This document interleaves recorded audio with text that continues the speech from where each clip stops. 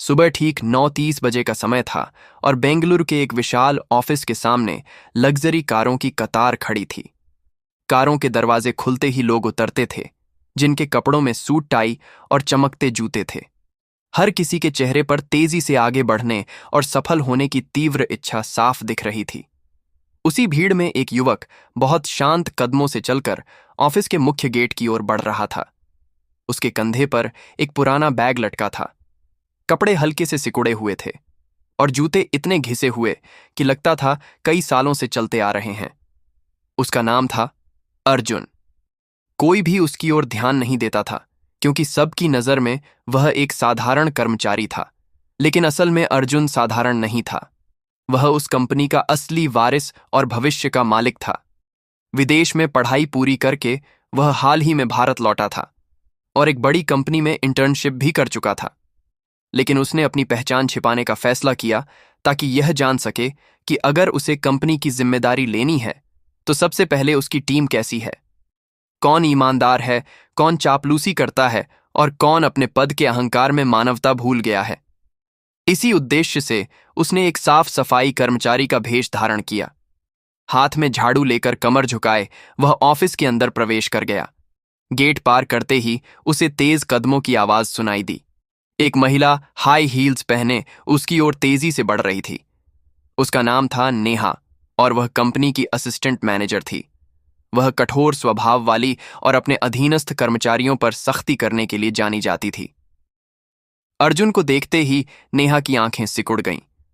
उसने ऊपर से नीचे तक उसे नजरों से परखा और कठोर स्वर में बोली, "यहां क्यों खड़े हो? अभी सब साफ करो। यह तुम्हारा खड़ा रहने की जगह नहीं है।"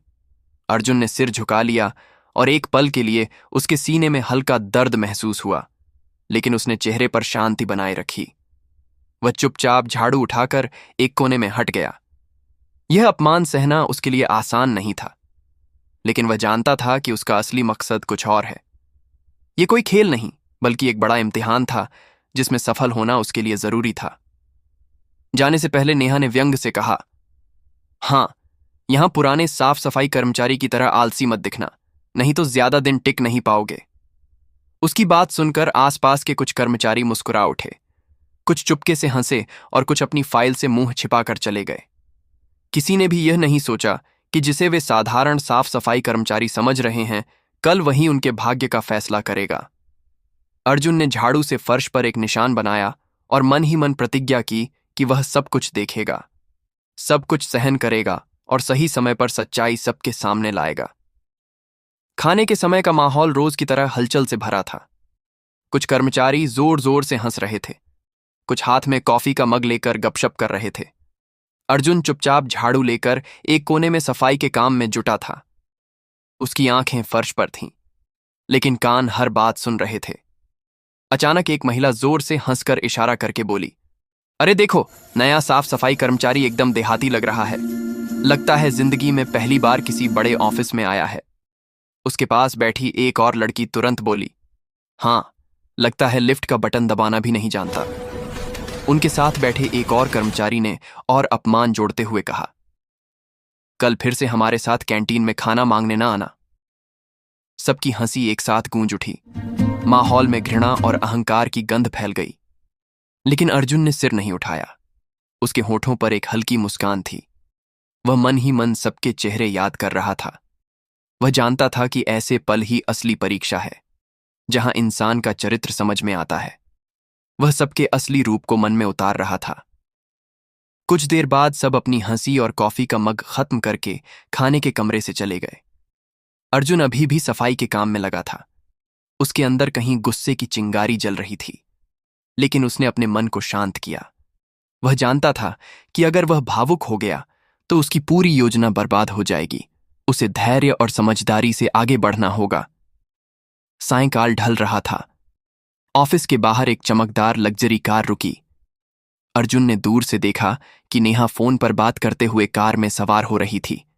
उसके चेहरे पर अहंकार और दिखावे की झलक साफ थी। उसकी फोन पर कही बात अर्जुन के कानों तक पहुंची। "हाँ हनी, आज रात मुझे किसी 5 स्टार रेस्टोरेंट में ले जाओ। किसी सस्ते कैफे में मैं नहीं जा सकती।"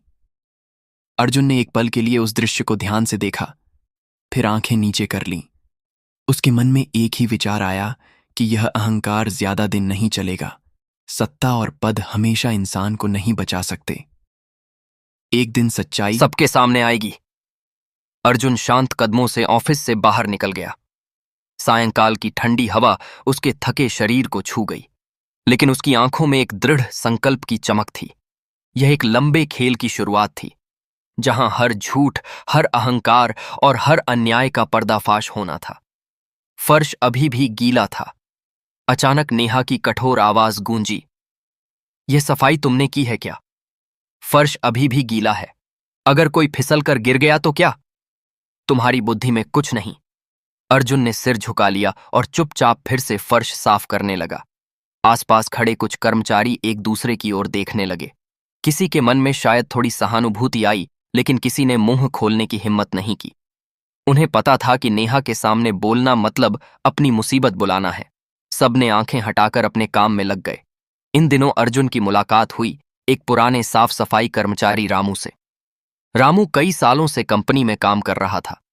वह एक साधारण और सीधा इंसान था। कम बोलता था, लेकिन उसका मन बहुत साफ था। वह हमेशा कड़ी मेहनत करता था और किसी से झगड़ा नहीं करता था। कर्मचारी अक्सर उसका मजाक उड़ाते थे।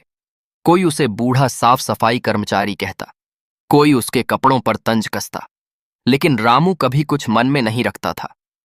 अर्जुन ने रामू में एक अलग तरह की चमक देखी। वह उसके साथ काम करते हुए पूछा, भाई आप इतने सालों से यहां हैं, लोग जब इस तरह अपमान करते हैं तो आपको बुरा नहीं लगता? रामू हंसकर बोला, सम्मान ऊपर से मिलता है। जो आज हंस रहे हैं कल भूल जाएंगे, लेकिन अगर हम अपना काम ईमानदारी से करें तो मन शांत रहता है। यह शब्द अर्जुन के मन को छू गए। उसने महसूस किया कि यह इंसान शारीरिक रूप से कमजोर दिखता हो, लेकिन असल में सबसे मजबूत है। खाने के समय रामू अक्सर अपनी रोटी बांट देता था। एक दिन उसने अर्जुन को आधी रोटी देकर कहा,